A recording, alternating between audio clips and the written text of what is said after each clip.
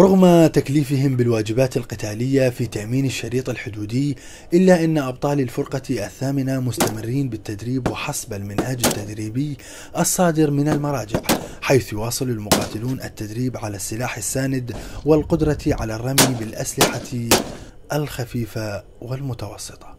بناء على توجيهات المراجع وبناء على إصدار مذكرة التدريب نشر تدريب المقر العام، تحررت عدة سرايا من قيادة فرقة المشاة الآلية الثامنة لغرض التدريب، بالرغم من تكليفه بواجبات قتالية على شريط الحدودي، إلا أنه احنا ما نقدر نستغني عن التدريب. التدريب مستمر، التدريب يرفع الضبط، التدريب يرفع المعنويات، التدريب يعزز ثقة المقاتل في سلاحه.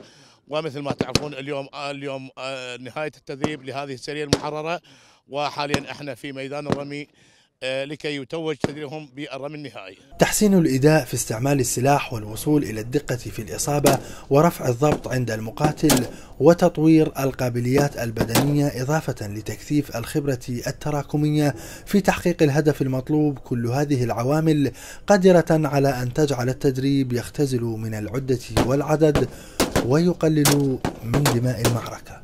الغاية من التدريب هو الوصول إلى الدرجة العالية من الكفاءة والقدرة القتالية للمقاتلين ورفع كفاءتهم وثقتهم بسلاحهم. هناك سرايا محررة من كل فوج. في الفوج الثالث حاليا سرية الإسناد.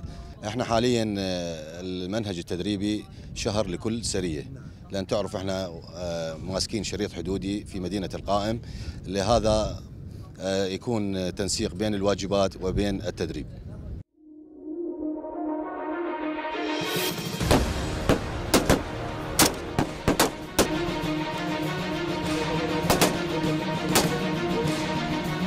التدريب احنا مو بس انا معلم وادرب، هم كلهم معلمين وعندهم خبره صارت من هذا الشيء، لان خبره تراكميه موجوده هسه حاليا. اي واحد بيهم باستطاعته يرمي الهدف المطلوب.